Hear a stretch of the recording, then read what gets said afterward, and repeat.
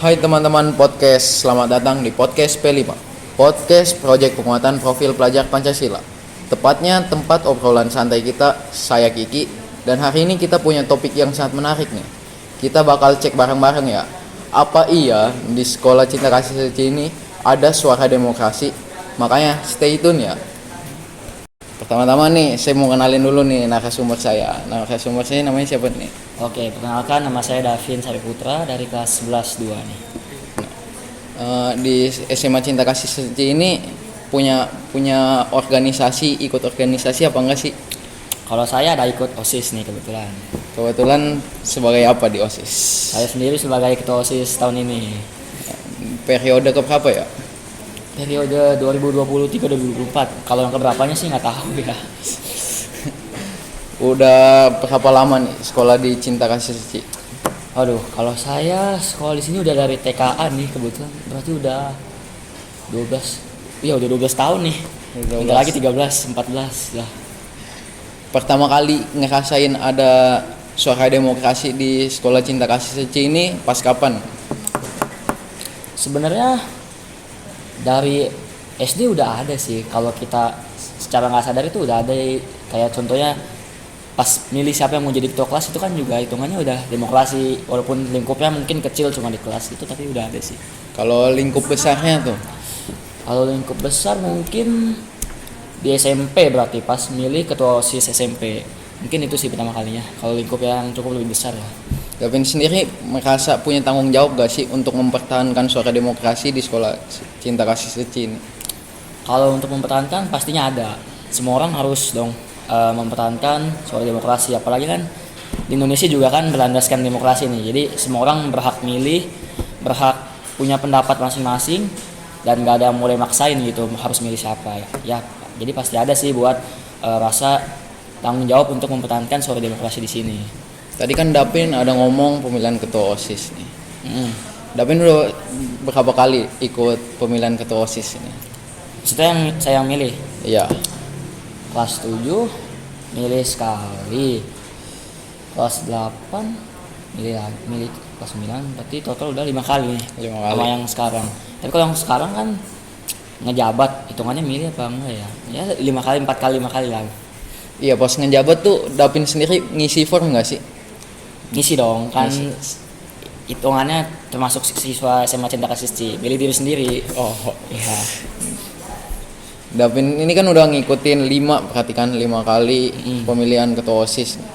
Menurut Dapin yang paling optimal tuh yang mana?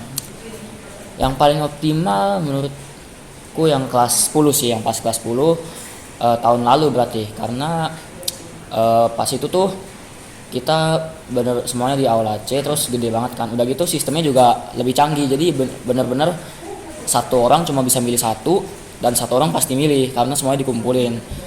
Jadi kayak sistemnya lebih bagus lah dibandingin pemilihan-pemilihan yang lainnya, karena ini juga lebih praktis pakai digital gitu. Kita nggak nulis-nulis, nggak ribet-ribet nyari kertas segala macem, cuma pakai digital, tapi nggak ada yang istilahnya nggak ada yang double suaranya, semuanya satu semua rata gitu.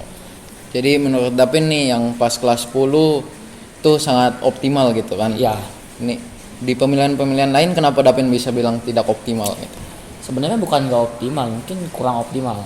Kayak misalnya ambil contoh yang tahun ini deh, yang kelas 11 kemarin. Kan kemarin tuh kita pemilihan ketua OSIS pakai platform kita tuh Google Form. Menurut saya itu nggak maksimal banget, karena kemarin aja satu orang satu email bisa milih 5 suara, itu ngaco kan? Nggak, istilahnya masa satu orang milih 5, itu kan lebih dari jumlah muridnya malah. Kan yang kalau yang bener total suara harusnya sesuai sama jumlah murid sama jumlah guru dong. Ini enggak, ini satu email bisa sampai 5 suara. Satu orang bisa ngisi 5 suara. Bahkan juga ada yang enggak ngisi karena enggak dicek, kalau yang kemarin tahun lalu kan semuanya baris nih ngambil kode. Kalau yang tahun ini cuma diam di tempat, suruh buka HP, isi Google Form 15 menit. Kan juga nggak ada yang tahu ada yang isi apa enggak. Terus juga kayak yang tadi banyak yang double suaranya. Terus ada yang pakai email, misal satu orang pakai 2 email, 3 email, kan itu juga curang lah. Lebih dari satu. Emang pas pemilihan OSIS kemarin ada orang yang nggak ikut serta gitu dalam menyumbang suara? Kalau itu nggak tahu sih, nggak bisa dijawab sih, nggak, karena kan nggak ada yang tahu hak itu kan hak masing-masing, maksudnya privasi, nggak ada yang tahu juga. Nggak mungkin kan ditanya, kemarin lu milih nggak, lu kemarin lu golput, kan nggak mungkin, dia juga nggak mungkin jawab. Kalau dia pun beneran golput nggak milih, ya udah, maksudnya itu kan berarti keputusan dia, ada apa nih, dia kenapa nggak milih, itu ada sesuatu berarti nih kan. Tapi harusnya nggak boleh sih kayak gitu. Oh, ini Dapin sendiri tahu nggak sih Apa tuh? cara bentuk pandangan siswa saat milih ketua OSIS gitu untuk apa? Biar bener gitu, maksudnya nggak asal milih. Sebenarnya kalau itu agak susah sih, itu mesti balik lagi ke kesadaran diri masing-masing. Karena kayak misalnya kalau misalnya saya tahu nih apa maksudnya satu suara pun itu penting, karena ibarat apalagi kalau misalnya sampai ketat kan, satu suara itu penting banget lah.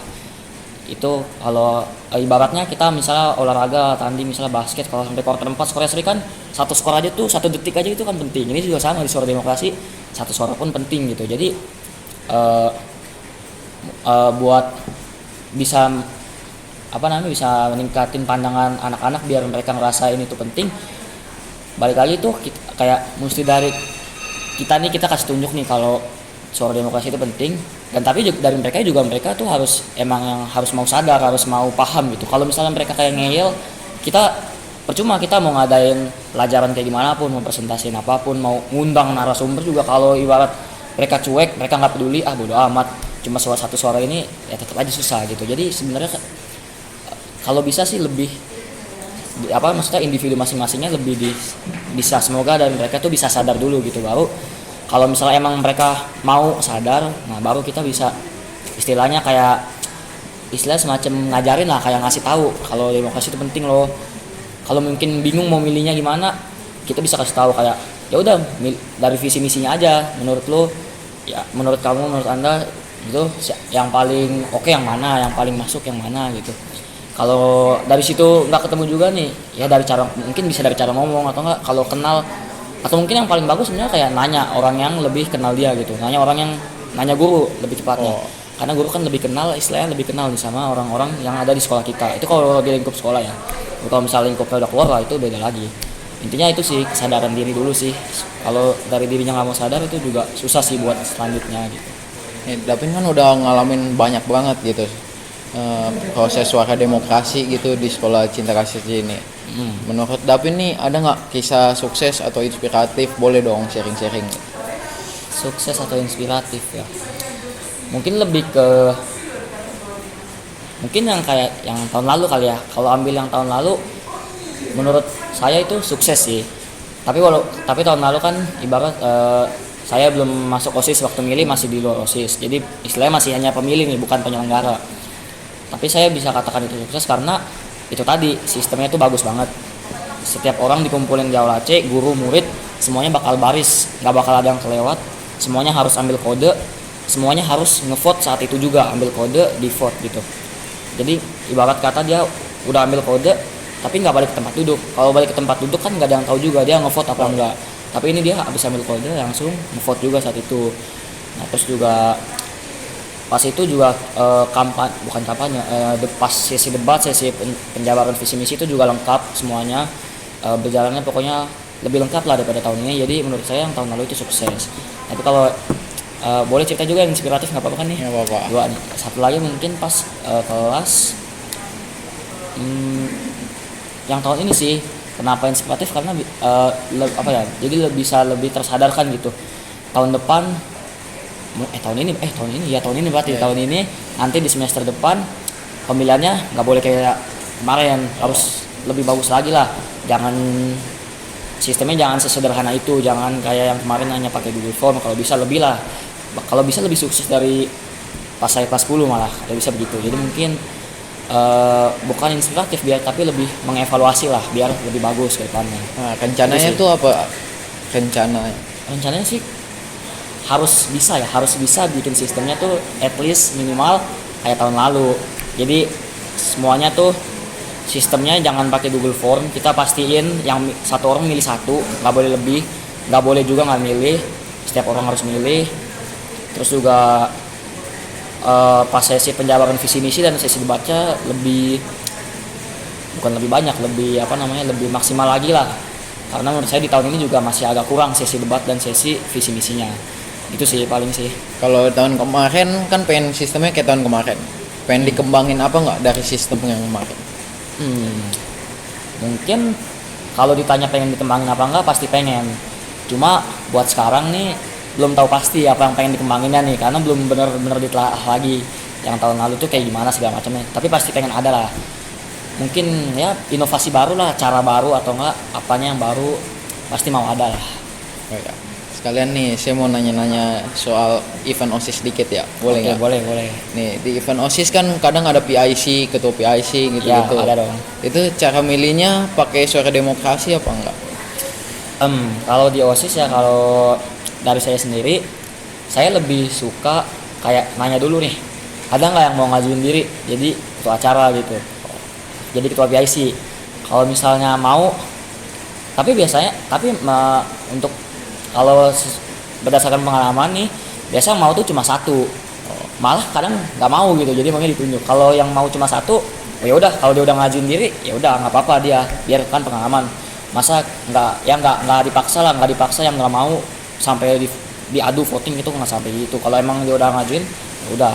Tapi kalau misalnya emang nggak ada yang mau, mungkin kayak nanya ke semuanya, menurut kalian gimana nih, kayak istilahnya voting kecil-kecilan lah, menurut kalian siapa nih yang cocok nih, yang mau, yang mungkin pas nih sesuai sama eventnya. Ya begitu sih kurang lebih sih, nggak sampai bener-bener yang sampai harus voting gimana banget, cuma kurang lebihnya gitu. Harapan Dapin nih untuk suara demokrasi di Sekolah Cinta Kasih Saji ini ke depannya gimana? Kalau dari saya sendiri pastinya nih yang pertama tadi, semoga siswa-siswi SMA Cinta Kasih Saji, nggak cuma siswa-siswi, guru juga, semuanya tuh bisa istilahnya balik lagi dari diri sendiri, semuanya bisa kayak lebih sadar, lebih mau ikut. Tapi mungkin kalau guru ya udah oke, cuma siswa-siswinya sih, apalagi kalau yang saya perhatiin juga nggak cuma tentang demokrasi, tapi di sehari-harinya juga kan inisiatifnya masih kurang. Mungkin kayak dari mau dengerin pelajaran aja tuh inisiatifnya kan masih kurang. Dari situ dulu sih, kayak dari diri masing-masing dulu, istilahnya semoga semuanya bisa sadar dulu lah, mau at least mendengarkan, mengikuti lah, nggak usah ngelawan gitu, nggak usah yang ribet-ribet, nggak usah yang apa ya, ikutin aja at least lah, itu yang udah paling sederhana, paling gampang, tinggal ikutin gitu. Semoga semuanya bisa lebih sadar aja dulu sih. Dari situ baru nanti sama-sama lihat kayak dikasih materinya, maksudnya dikasih pembicaraan, dikasih nasihat-nasihat, itu baru bakal lebih masuk, mungkin gitu sih. Nih Dapin kan sebagai ketua OSIS nih, alasan Dapin nih pengen jadi ketua OSIS gitu. Aduh, alasannya pasti setiap orang alasannya beda-beda sih. Kalau dari saya sendiri, alasan utama sih yang pasti pengen belajar lebih lah. Apalagi saya sendiri hitungannya, kalau saya masih nganggap diri saya kan agak introvert, jadi pengen bisa lah lebih, biar kalau jadi ketua OSIS ini lebih ekstrovert, terus kayak lebih berani ngomong ini, ngomong itu, ngomong sama ini, ngomong sama itu, sama orang-orang yang nggak kenal.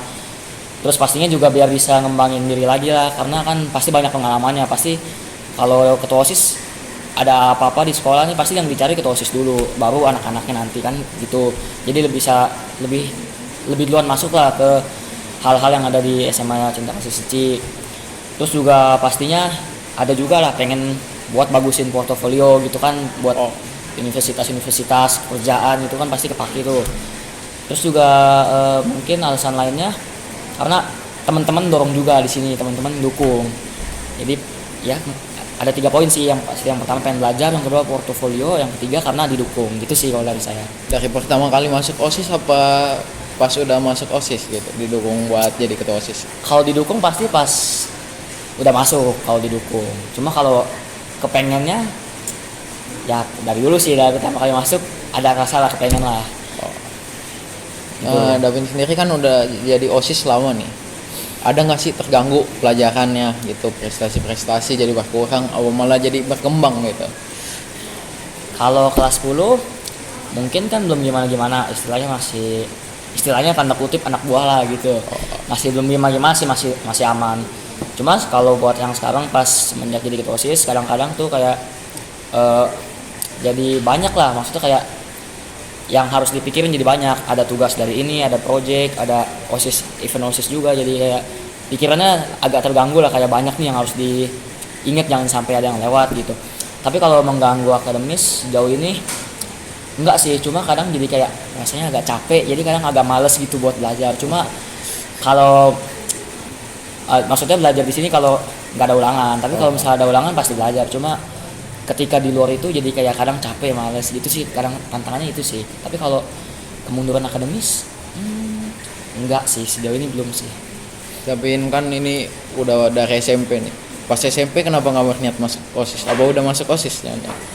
SMP belum. Oh, belum. SMP tuh kayaknya mungkin belum ada motivasi gitu. Kayak rasanya dulu SMP mikirnya tuh males, ngapain sih masuk OSIS dulu SMP begitu. Kayak ngapain sih pulang malam capek-capekin doang kan. Dulu sih begitu. Cuma pas kelas dulu kayak ngelihat ada yang berbeda lah OSIS, kayaknya ada yang berbeda OSIS di SMP sama di SMA, jadinya pengen masuk gitu. Oke, makasih nih Dapin udah ngeluangin waktu buat ngikut jadi narasumber di podcast P5 kali ini. Aman. Gitu deh teman-teman, episode kedua kita tentang suara demokrasi di SMA Cinta Kasih Suci. Gimana nih? Apa iya ada suara demokrasi di SMA Cinta Kasih Suci? Yuk kita tunggu jawabannya. Terima kasih ya udah dengerin podcast P5. Sampai akhir dan sampai jumpa di episode berikutnya. Tetap jadi pendengar yang asik dan setia. Dadah.